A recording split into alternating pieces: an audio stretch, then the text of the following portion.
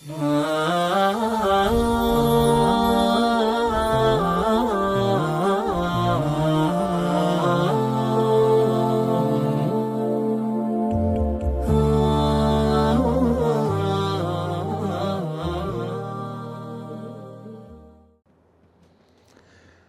الله الرحمن الرحيم وبه نستعين الحمد لله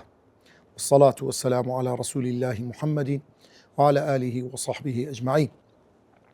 رب اشرح لي صدري ويسر لي أمري واحلل عقدة من لساني يفقه قولي. ربنا لا تزغ قلوبنا بعد إذ هديتنا وهب لنا من لدنك رحمة إنك أنت الوهاب. بەڕێزان خۆشەویستان سەلام و ڕەحمەتی خوای گەورەتان لەسەر بێ. خۆشحاڵم لە زنجیرەی هەشتم لە ناونیشانی حەسین بەیتەک ماڵەکەت بپارێزە بە خزمەت ئێوەی بەڕێز و خۆشەویست دەگەینەوە. هەر لە ژێر ڕۆشنایی قورئانی پیرۆز ئەوڕۆ باسی بابەتێک دەکەین لە زنجیرەی پێش و باسی بوختانمان کرد کاتێکەوە دەبێتە هۆکاری شڵەژان، دەبێتە هۆکاری لەکەداربوونی کەسایەتی تاکە کەسەکان، هەڵوەشانەوەی خێزان، تێکچوونی کۆمەلگا. ئەوڕۆ دەچینە یعنی لەو زنجیرەی ئەوڕۆ لە خزمەت ئێوەی بەڕێز دەچینە خزمەت چەند ئاەتێکی قورئانی پیرۆز بە ناوی ئەوەی حەسین بەیتەک ماڵەکەت بپارێزە بۆی کەوا ئەو ماڵی پارێزراوە بە چ پارێزراوە دەبیتن. چۆن ئێمە بتوانین تا وەکو لەسەر ئاستی تاکەکان کەسایەتیان پارێزراوی، کەسایەتیان گەورەبی، کەسایەتیان ڕێک و جوان و باشبی و عائیلەکان و خانەوادە و خێزانەکان تۆکمە و پتە و کەسانی لێک نزیک و خۆشەویستی یەکتر بن، ئەو لێکترازان و بابەتان شتە خراپانە لە ناو عائیلە نەبی. دەچینە خزمەت سوورەتی ئەلحوجورات لە ئاەتی ژمارە 11-12. خوای گەورە لەو دوو ئاەتە پیرۆزە باسی شەش صفەتی زۆر خراپمان لۆ دەکا کە پێویستە ئینسانی ئیماندار خۆی بپارێزی، بە تایبەت لە ناو خانەوادە و عائیلە و خێزانی مسلمان. ئەو شەش خاڵە بەڕاستی لە هەر خێزانەکەبی لە هەر ماڵەکەبیتن بەڕاستی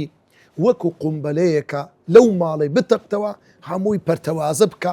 ئەو عائیلێ هەمووی هەردەوەشێتەوە، خۆشەویستی ود و حوب نامینێ لەنا ئەو خێزانە. لۆیە خوای گەورە ئاگادارمان دەکاتەوە ئێمە منداڵەکانمان وا پەروەردە بکەین وەکو دایک و باوچێک لەناو ئەو خێزانە. ئەو شەش خاڵە هێلی سوورە لێی نزیک نەبینەوە بەڕاستی خۆمانی لێ بەدوور بگرین. وەکو لەسەر ئاستی خێزان لە ناو ماڵەکە ڕێگە نەدەین ئەو یەکێ لەو خاڵانە هیچێک لەو خاڵانە پەیدابی وە لە ناو کۆمەلگا هەوڵ بدەین بەڕاستی ئەو خاڵە خراپانە بنبڕ بکەین کە شەش خاڵی زۆر خەتەر و ترسناک و بەڕاستی خراپە و گرفت دروست دەکا، هەم لە بۆ تاک، هەم لە بۆ خانەوادە و خێزان، هەم لە بۆ کۆمەلگا. لەو ئاەتە برین لە ئاەتی ژمارە 11 خوای گەورە ڕوو لە ئیمانداران دەکا و دەفەرموێ دوای ئەوەی خوای گەورە کە دەفەرموێ ئینەمە المؤمنون ئیخوە فەئەصلحوا بەینە ئەخەوەیکم. بەڕاستی ئیمانداران بەڕاستی برایەتی ڕاستەقینە لەناو ئیماندارانن، ئێوەش ڕەچاوی ئەو ئیمان برایەتیە بکەن. فەئەصلحوا بەینە ئەخەوەیکم کو ئەو ئیسلاحە دەکرێت بەوەی دەکرێت ئینسان خاوەنی دڵ و دەرونی سینەیەکی پاک و صاف و باشبی. بۆیە خوای گەورە لە قورئانی پیرۆز ڕوو لە تاک تاچی ئیمانداران دەکا و دەفەرمێ یا ئەیوهە الەذینە ئامنوا، ئەی بڕواداران، ئەی ئەو کەسانی باوەڕتان هەیە بەخوا کە خوای گەورە حاکمی مطلقە لە ڕۆژی قیامەتێ و ئاگاداری هەموو سەغیرە و کەبیرێک هەیە و لە ڕۆژی قیامەت لێتان دەپرسێتەوە. ئەی ئەو کەسانی باوەڕتان بە قورئان هەیە، ئەی ئەو کەسانی باوەڕتان بە پێغەمبەرەکەی خوا هەیە، لا يسخر قوم من قوم عسى أن يكونوا خيرا منهم. ئاگادار بن نەکەن هیچ کەسێک هیچ کۆمەڵێک لە پیاوان گاڵتە بکەن، سوخریە و گاڵتە جاڕی بکەن بە خەڵکانیشتر. طبعا لێرە خوای گەورە کە باسی قەوم دەکا عادەت وایە دائما لە پێش ئیسلامەتی خەڵکێک نعرەی قەومیەت یعنی برین کرمی قەومیەت نەتەوایەتی عەشیرەتگەری هۆزایەتی لە ناو خەڵکەکە بوو، ئەوە فەخری دەکرد بە هۆز و قەبیلە و عەشیرەتەکەی خۆی، بەڵام لە مقابلدا هۆزێکی بەرامبەری دەشکاندەوە، حسابی لە بۆ نەدەکردن. ئەوە خەتەرە. بەڵێ بەڕێزان پێغەمبەری خوا صلی الله علیه وسلم ئاگادارمان دەکات دەفەرمێ دعوها فإنها منتینە. ئەو جۆرە عەسەبیەت و دەمارگیریەی نەتەوایەتی کاتێک خراپە، کاتێک کەوا پێشێری ئەمر و فرمانی خوای گەورەی تێدا بکرێت خۆت پێچاک بە خەڵکت پێ خراپێت باشی خەڵکیت لە خراپی خەڵکی پێ باشتر بێ کە بەداخۆی ئێستا ئەوڕۆ ئێمە تێکەتینە یعنی خەڵکێک ئیماندارە خوا ناسا ئیماندارە ڕەنگە وەلی خوای گەورە بی بەڵام لە نەتەوەی من نییە دەیخەمە ژێر پێی خۆم ئەوە کەینی دینداریە کاکە ئەوە چ پێوەرەکە بەڵام کەسەکی خراپی خۆم بە باشتر دابنیم لە کەسەکی زۆر باشی خەڵکرد ئەوە بەڕاستی پێغەمبەری خوا دەفەرمێ دەعوها واز لەو دەمارگیری نەتەوایەتێ بینی فەئینەها مونتینە بۆ گەنە ئیسلام کۆمان دەکاتەوە هەر وەکو پێغەمبەری خوا صلی الله علیه وسلم ئال و ئەصحابی پێغەمبەری خوا تێگڕای خەڵکی کۆ کردەوە جابانی کوردی بیلالی حەبەشی سوهەیبی ڕۆمی هەمووی پێکەوە ئال و ئەصحابی پێغەمبەر بوون صلی الله علیه وسلم لۆیە خوای گەورە دەفەرمێ ولا نساء من نساء عسى أن يكن خيرا منهن نابي ئافرەتانیش گاڵتە بە یەکتر بکەن ڕەنگە ئەو ئافرەتی تو گاڵتەی پێ دەکەی ئەو خەڵکەی کە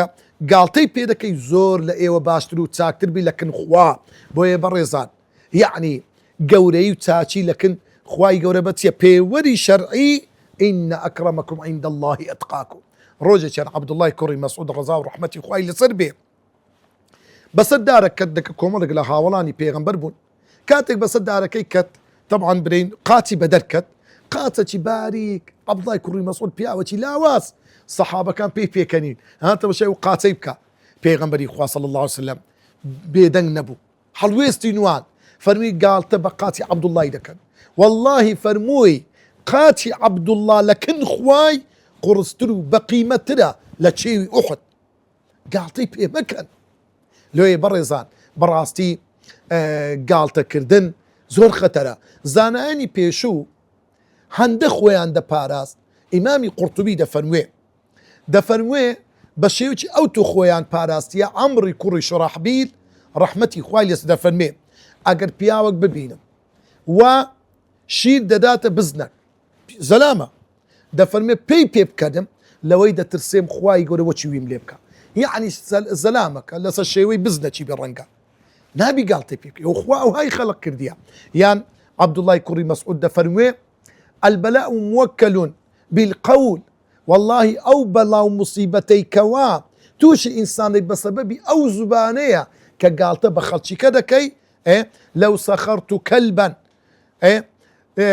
لەو سەخەرت من کەلبی ئەگە گاڵتە و قەشمەری و سوکایەتی بە سەجێک کەم دوور لە ڕووی بینەر و بیسەر لە خەشیت و ئەن ئوحەوەلە کەلبەن دەترسێم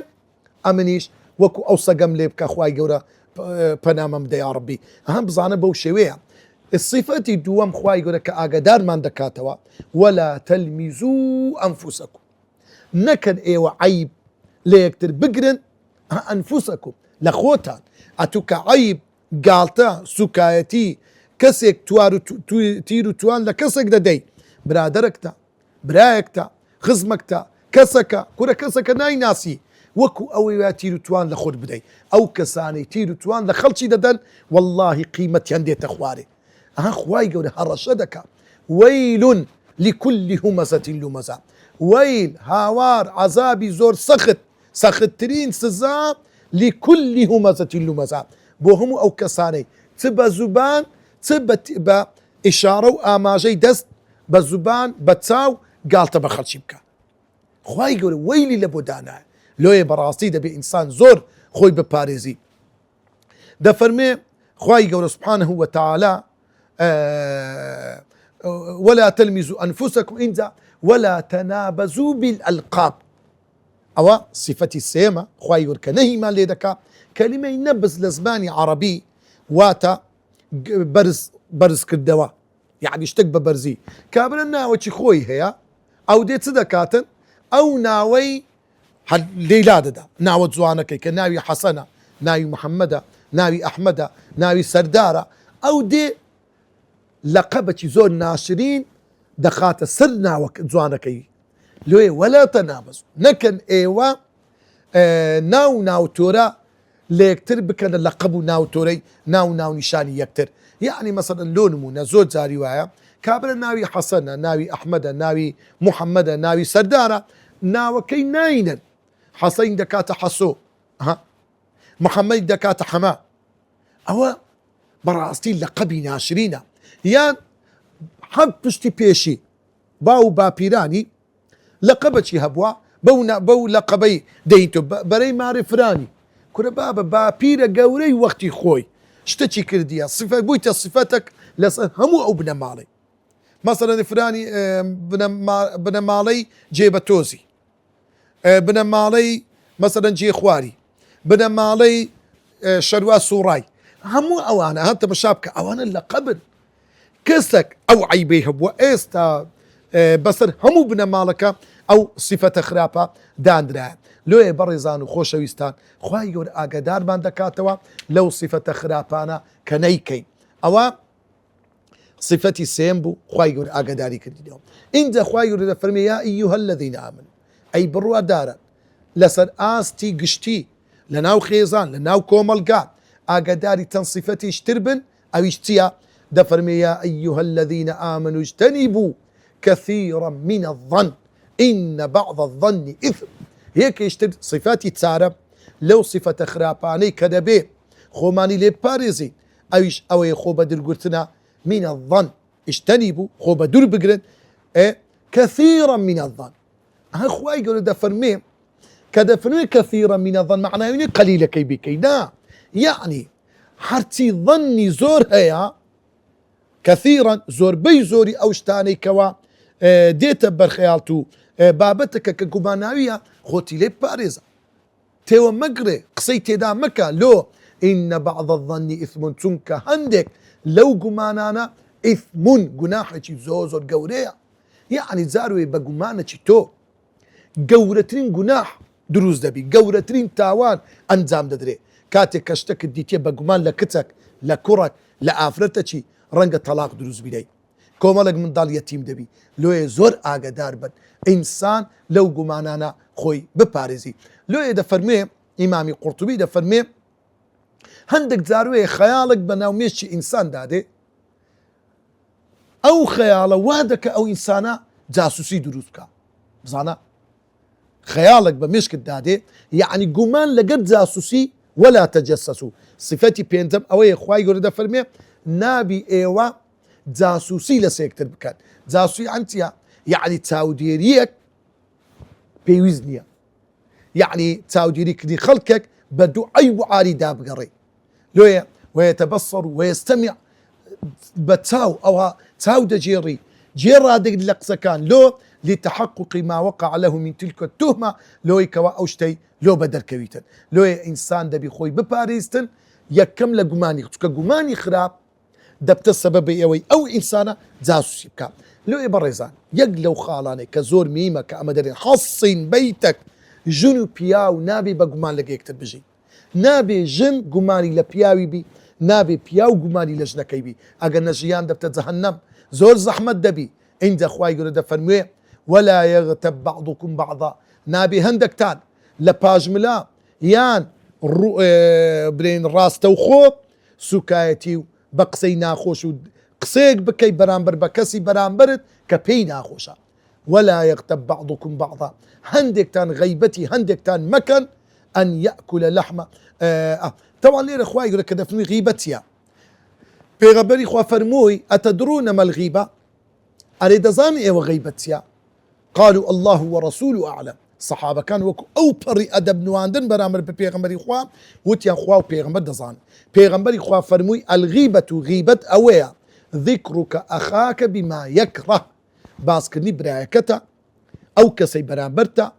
هر كسك آفرتك لبخشك كي خوي بما يكره بينا خوشا يعني غيبة مرزنية إلا لباج ملبي أقل رو بروش قسكت كت كابرا شكاوة تأثير لك شخصيته كساتي كسكيكت أو براسي غيبته قلت يعني يا رسول الله أريا قو صفتي باس ما كل كابري دابي بيغمبر فرموي تي دابو فرموي أجر صفتك تي دابو أو اختبته وإن لم يكن فيه أريا صفتك تي دانيو بصري دا دبري